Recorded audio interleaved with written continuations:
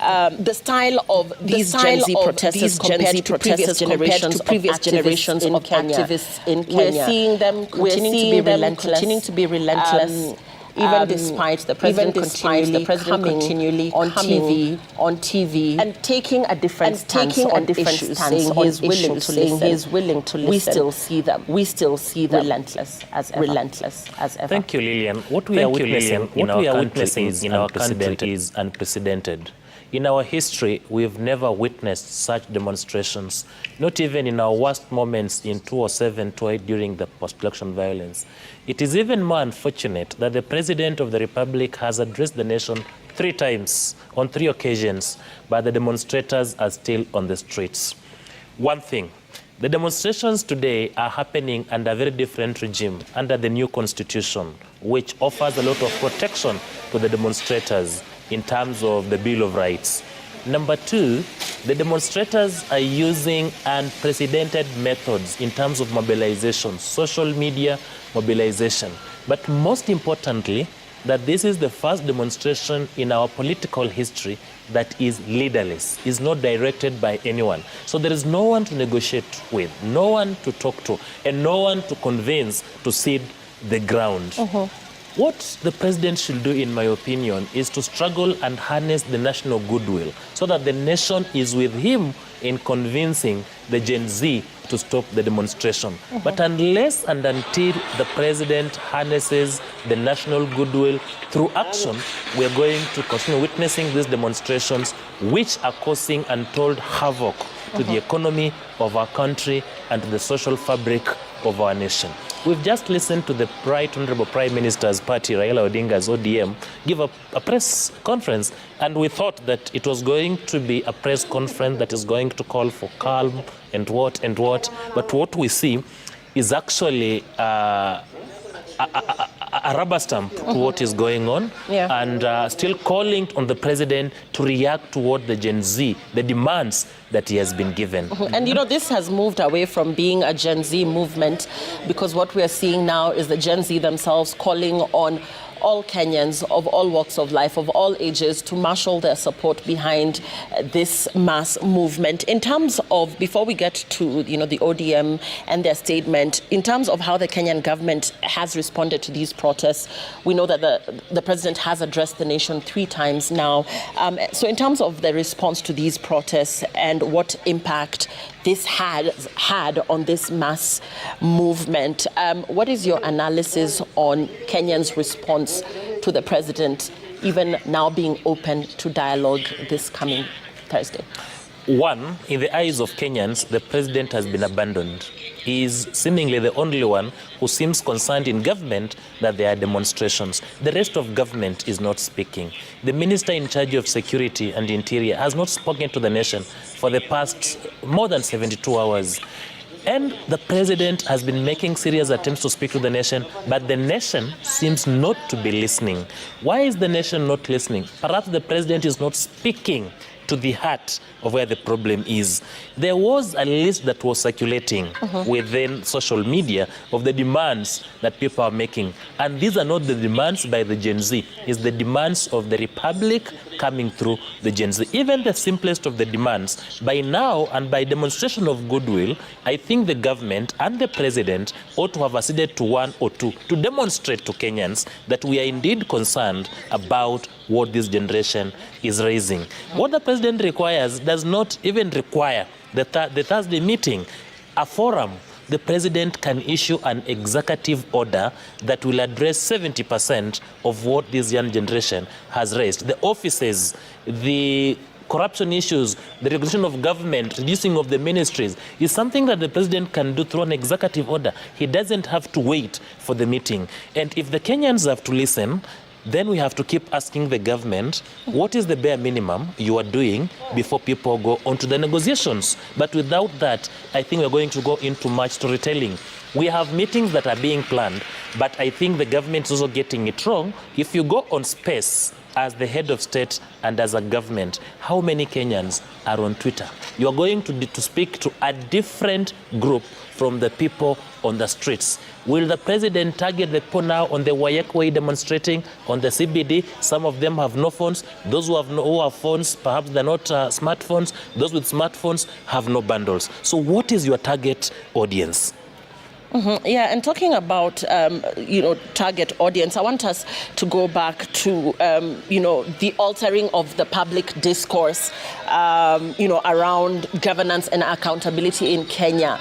The X space being one of the ways that the president has said he is open to engaging with the people who are obviously, really making their opinions known and seen on these social media platforms. But in terms of you saying that this would leave out a significant chunk in terms of public discourse, we're talking about religious institutions, we're talking about many other interested parties that might perhaps not find an opportunity to voice their opinions here. What would be the best way forward, now that you say that perhaps the X space might not be the best avenue to, find a way forward? One, the president needs to start by demonstrating goodwill, the general goodwill, by doing the bare minimum. If there are issues of corruption in government, the president has the power to hire and the fire. Let him do that.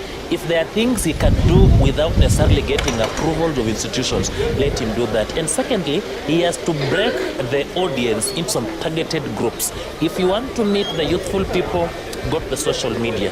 If you want to meet the churches, go to NCCK. If you want to meet the media, talk to the media. If you want to meet the religious community, the business community, go to different business communities. And he must release his government to deal with this issue. The government, the public is wide. He may not be able to address all the issues as the head of state. He must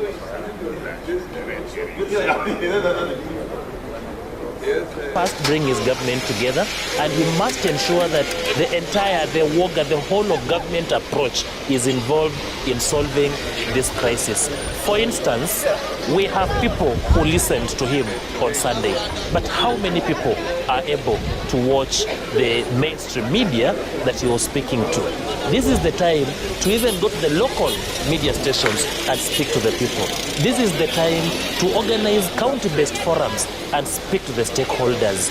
If he is alone and he can manage this, let him do it. If he has the government that he can delegate, let him do it. But there seems to be a breakdown in communication between the president, between the government, and the people who are being governed.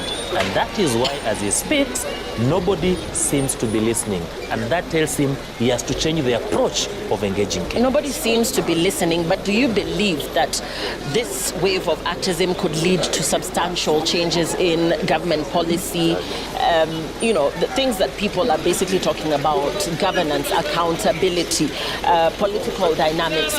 Do you think that we will see a shift by taking to the streets and by continuing to say what you're saying is not enough? We're still not hearing you. You're still not hearing us. With this very aggressive and continuing wave of activism, are we likely to see any substantial change? Yes, and we're already witnessing the substantial change, because for the first time the president has refused to assent to a bill passed by parliament, not on his own accord, but by bowing to the pressure of the electorate. For the first time, we have seen members of parliament apologizing to the nation and their constituents for voting in a particular way that was not inconsistent with the people that they represent. We are going to see a wave of change in the way government policy is developed, is implemented. We are going to see a fundamental change in the way government deals with corruption.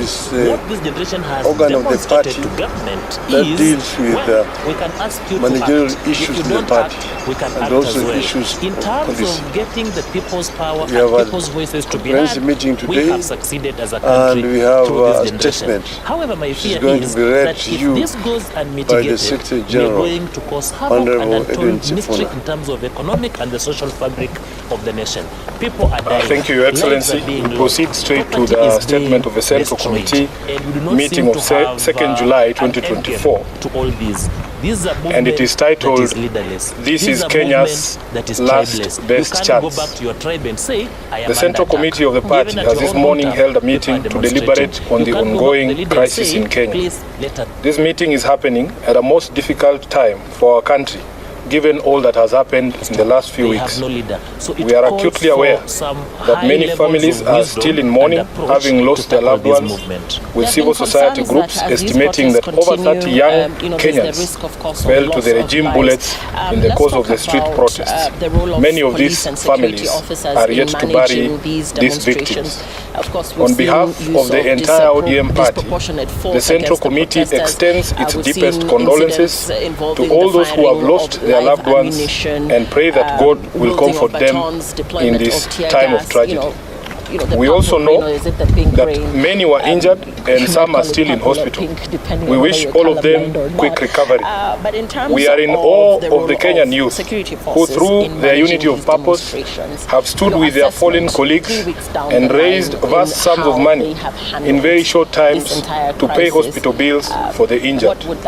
As a mass movement that has been on this journey of true liberation for a long time, we know how difficult it is to achieve some of the things that we have seen you do. You have absolutely earned our respect as a party, and we salute you. As believers in the right to peaceful protest as enshrined under Article 37, we condemn in the strongest terms possible the abuse of police power in the deployment of violent suppression techniques on innocent and armed protesters. Our position is that no one has to die in exercise of the rights under Article 37. We further condemn the ongoing arbitrary abductions of innocent Kenyans who are carted away in the most violent and inhumane manner and held incommunicado for days. As we speak, the reports are that upwards of 50 individuals have been illegally abducted and their whereabouts remain unknown.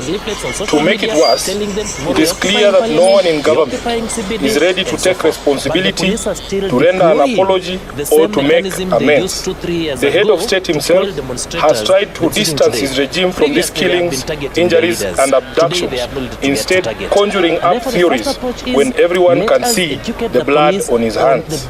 We have the most callous, insensitive, and obtuse regime in the history of Kenya. It is no wonder that chants of Ruto must go are ringing out all across our land. Government must never abdicate its responsibility to protect lives and the property of its citizens, and if it does,